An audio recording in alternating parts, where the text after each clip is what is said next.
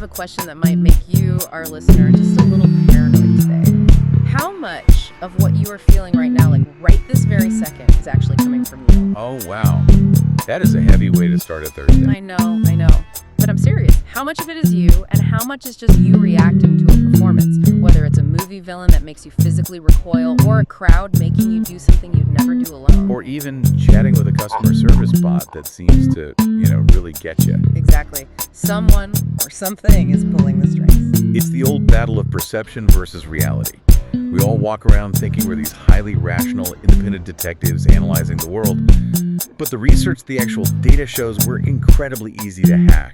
Our brains are just wired for suggestion. And that is exactly the rabbit hole we are jumping down today. Welcome to the deep dive. It is Thursday, February 26, 2026, and we've got a stack of sources today that looks like a complete garage sale of random topics. It really does. We're talking cinematic breakdowns of The Silence of the Lambs, 18th century French hypnotists, the Meisner acting technique, AI ethics, and practical psychology.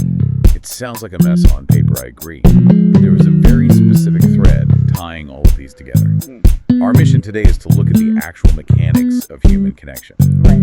How we fake it, how we scientifically measure it, and ultimately how we can master it. Let's start with the faking it part, because the source material we have on The Silence of the Lambs completely changes how you watch that movie. It blew my mind. I mean, I've seen it a dozen times. I know Hannibal Lecter is scary. I didn't think I needed an essay by Derek Jacobs to tell me why a cannibal is frightening. Well, that's the trick. You think he's scary just because of the dialogue or the teeth. But Jacobs breaks down that very first meeting between Clarice Starling and Dr. Lecter and argues that the fear is technically engineered. It's the math of the camera. Okay, but Anthony Hopkins is terrifying on his own. You could film him on a shaky phone camera in a parking lot and he'd still be nightmare fuel. Is it really just camera angles? It plays a much bigger role than you'd think.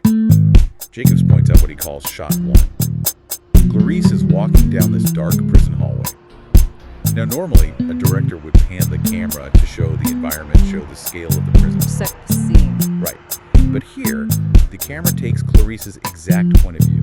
It creates a frame within a frame. You see the cell bars, and dead center, perfectly still, is Lecter. Yeah, that stillness. Hopkins apparently decided to do that because he knew everyone expected a criminally insane person to be, pacing around or twitching, and he just stood there like a statue. And that stillness is a massive power move. But here's the part that subconsciously just messes with you as a viewer. Jacobs calls it the empathy machine. I love that term. It's a great concept. In traditional film theory, usually only the protagonist looks directly into the camera lens. It's called breaking the fourth wall. Like Deadpool. Or Ferris Bueller. Exactly. Oh. It makes the audience identify with him. It makes them your buddy. But in this scene, Lecter doesn't. When he talks to Clarice, he is looking right down the barrel of the lens. So he's looking right at me. He is looking at you. The camera visually puts you in Clarice's shoes, but then Lecter makes direct eye contact with the viewer. It forces this incredibly uncomfortable intimacy. You aren't watching an interrogation anymore. You feel like you are the one being interrogated. Which explains why I always feel like I need to hold my breath when he's on screen. It's a predatory technique, and it actually gets worse. Jacobs highlights shot 43. It's an 18-second long tracking shot. Clarice sits down, and the camera angle makes her look visually smaller and smaller, while Lecter just looms massive in the frame. He establishes total dominance without ever raising his voice. Precisely. It's weaponized visual silence, which actually connects perfectly to this other piece in the stack by Catherine Stroller. She wrote about these awesome acting moments of stillness. Yes, visual silence is such a brilliant phrase. She argues that inexperienced actors, and frankly just insecure people in everyday life, feel this constant need to fidget. We move around just to prove we're alive in the scene. We fill the space with noise, even visual noise. But the most commanding performances come from a total, absolute lack of movement. She brings up Morgan Freeman in Sesame. A perfect example. He spends half of that movie literally just sitting in a chair. He doesn't twitch, he doesn't play with his tie, he just is. And Glenn Close, Dangerous Liaisons. Oh, the makeup scene. Yes.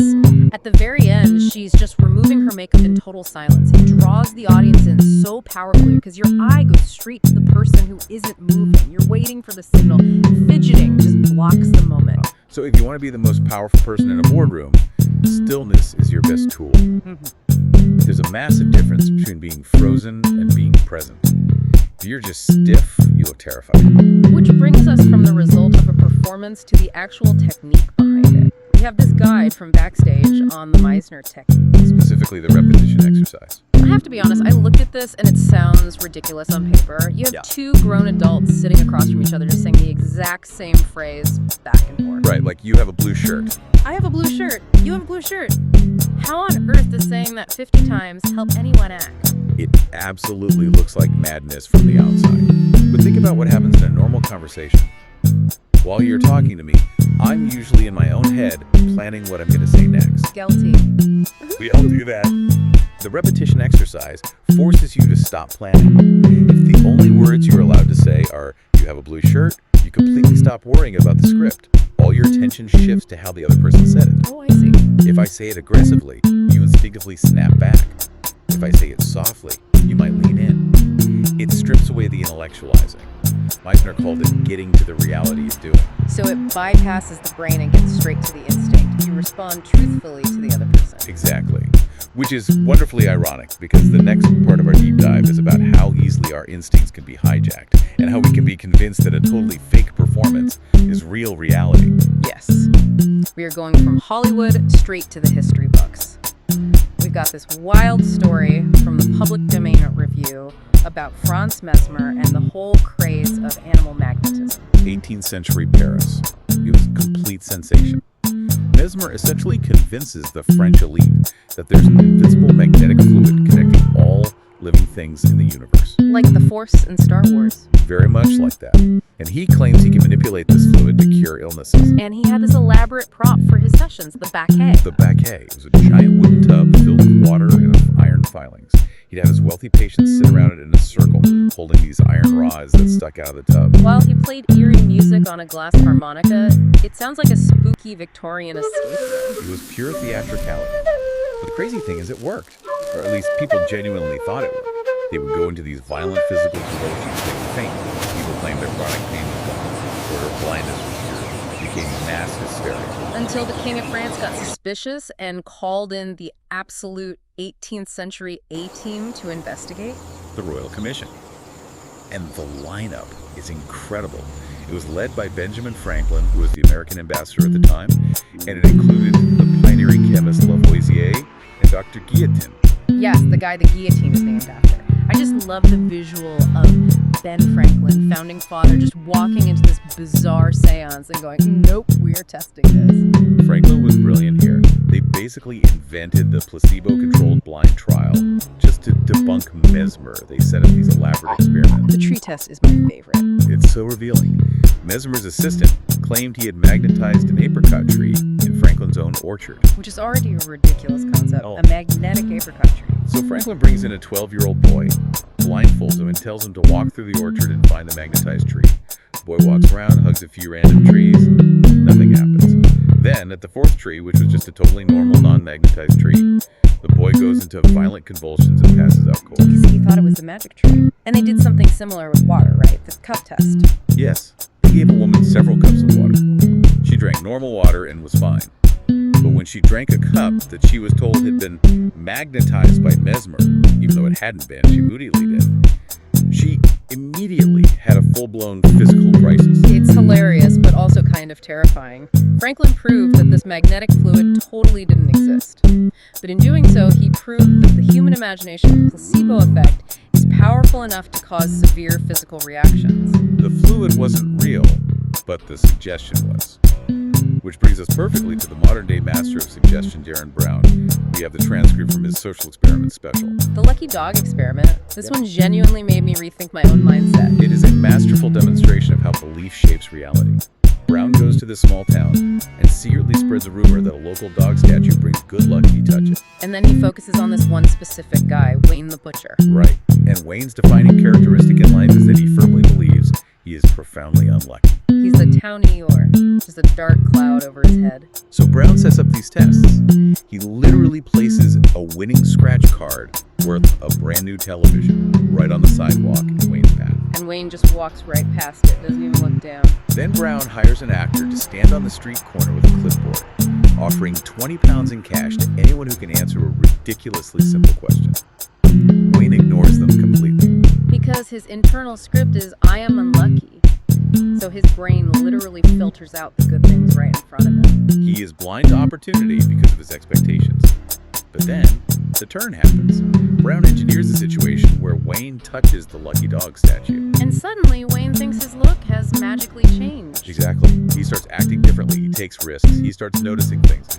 It culminates with him actually betting his own money on a die roll because he now believes he has the statue's luck on his side. It's the placebo effect all over again. Wayne created his own luck just because a piece of stone gave him the psychological permission to do so. But Brown also showed the very dark side of this kind of influence.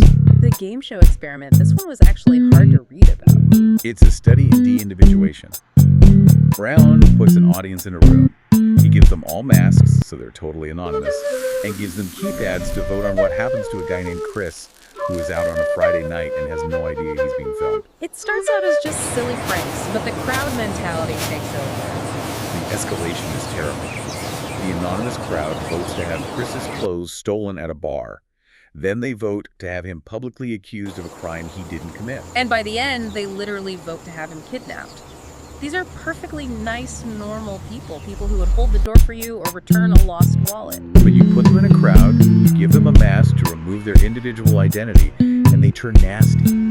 They're performing the role of the mob. Just like the boy performed the role of the magnetized patient. We look around for cues on how to behave, and if the cue is, we're being cruel tonight, most people just follow the script. We are social creatures. We conform. So we are manipulated by camera angles, we're manipulated by guys in robes with iron tubs, and by the roar of the crowd. But now, in 2026, we have a completely new puppet master. And this one doesn't even have a pulse. You're talking about artificial intelligence. And the source material here makes a very compelling argument that AI is essentially Mesmerism 2.0. This is from the paper on AI mimicking humans.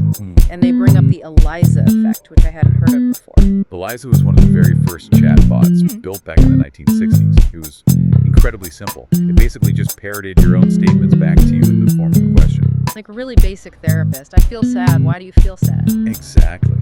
The researchers found that people formed deep emotional bonds with this simple code. They projected humanity and empathy onto a machine that had neither. And now we have AI influencers. Like Lil McKella, she's a completely virtual character on social media, but she has millions of followers. She promotes lifestyles, she sells clothes. People engage with her as if she's a real teenager. We are so desperate for connection that we fill in the blanks. And the paper dives into AI companions, like the Replica app, where people customize these bots to be their friends or even their romantic partners. The authors highlight a massive ethical danger here. They call it the companionship alienation irony. Explain that. If you are deeply lonely and you turn to an AI that is explicitly programmed to agree with you, to flatter you, and to never challenge you, you might feel a temporary relief. But you are essentially using technology to cure loneliness, which ultimately makes you more alienated from actual messy human beings. Because real humans argue back, real humans have boundaries, you're just talking to a funhouse mirror. Exactly, and the same risk applies to therapy bots like Wobot. Right, people open up to Wobot about their trauma. And the risk is that vulnerable users attribute genuine care to a system that absolutely cannot feel. The paper asked a tough ethical question. Is it morally acceptable for a machine to output the text string "I care about you"? That is a great question. Because it's counterfeiting human empathy. Just like Hannibal Lecter staring into the camera to hack our brains, the AI is calculating the statistical probability that saying, "I care about you," will keep you engaged on the app. It's technically a lie. It is a performance. And it goes both ways. The paper also critiques emotion detection AI. Oh, where the computer scans your face to tell if you're happy or lying? Yes. It's increasingly used in hiring interviews, or even by law enforcement. And the source flat out argues this is junk science. They called it digital phrenology. Which is pretty damning. It assumes that a scowl means the exact same thing in every culture across the globe, or that fidgeting means you're guilty. It relies on massive stereotypes. But because it's a computer algorithm doing the judging, we give it authority. We trust the math more than we trust ourselves. Okay, so let's take a breath here. Because looking at this stack, we are surrounded. We've got actors using stillness to dominate us, crowds manipulating our morals, and algorithms hacking our basic human functions. It feels like walking through a minefield. How do we actually defend ourselves? The good news is the stack offers highly practical solutions. and they all fundamentally come back to regaining control of your own attention. Starting with active listening, which I'll admit usually sounds like a corporate HR buzzword to me. It does get overused in seminars, but the grand rising behavioral health source breaks down the actual mechanics of it. Real active listening is the exact opposite of what most of us do naturally. Because naturally when you're talking, I'm just waiting for a gap so I can jump in with my story. Right, but active listening requires engaging, reflecting, and questioning. It's about perspective taking. They talked about looping. If you tell me you're really stressed at work, I don't immediately say, oh, me too, my boss is the worst. Exactly. You validate their reality first. You say, it sounds like you're feeling incredibly overwhelmed and unsupported right now. You actively try to see the issue from their view. Which builds actual trust. You can't de-individuate someone, you can't treat them like a mob if you are forced to articulate their specific individual pain. It forces genuine connection. And they also highlight the importance of boundaries in this. Setting physical, emotional, and time boundaries isn't putting up walls, it's defining where you end and the other person begins. That's essential for healthy connection, not just endless openness. Which leads into the most surprising tool in our stack today, musical intelligence. Howard Gardner's theory. Yeah. I always thought musical intelligence just meant you were, a prodigy at the piano. That's the common myth.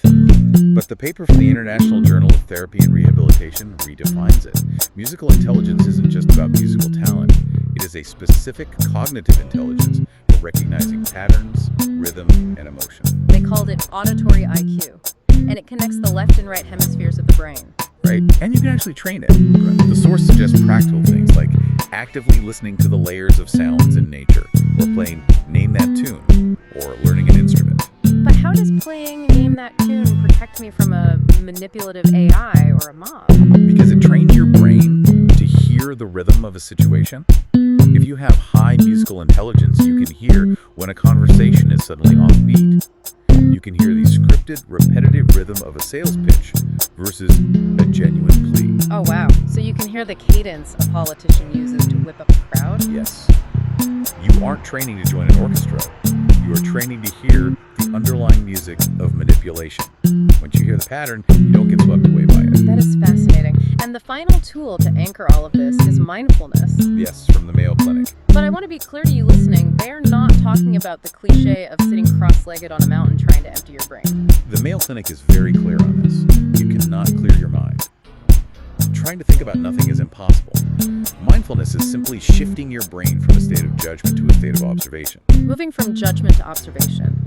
They suggest starting with the body scan. Just mentally checking in with your physical self.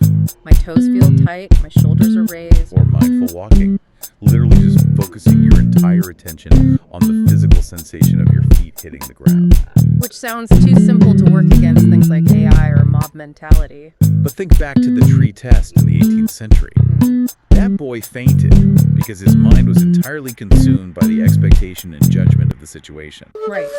If he had been practicing mindfulness, if he had just focused on the actual physical sensation of his hands touching the bark, thinking this is just rough, cold wood, he never would have focused. You would have felt the bark, not the magic. Grounding yourself in physical reality is your ultimate defense mechanism. It breaks the placebo effect. It breaks the mob mentality. And AI can mimic human words perfectly, but it absolutely cannot mimic the feeling of your own feet on the floor. So, synthesizing this whole journey today, we started with the sheer illusion of connection. How an actor uses stillness and a camera lens to hack our empathy. How an 18th century showman hacked our beliefs with invisible magnets. And how modern AI hacks our loneliness with perfectly calculated lines of code. The through line is that our brains desperately want to believe the performance. We want to fall for the trick. But we don't have to. We can counter it with the actual practice of connection, by active listening and looping back what people say, by using musical intelligence to hear the rhythm of a lie, and by just feeling our feet on the ground and realizing, hey, I'm not being magnetized right now. I'm just a person touching a tree. It's about building the discernment to notice when you are acting, when you are the audience, and having the power to choose to step out of the theater entirely. So, as we wrap up this deep dive, here's a final thought for you to explore on your own. If a great actor can make you cry, and a fake placebo can make you physically pass out, and a string of code can make you feel genuinely loved, And they can. then how much of your daily reality, the life you are living right now, is actually being generated by your own expectations rather than the world itself? That is the real question to sit with. Thank you so much for diving deep with us today. We'll see you next time.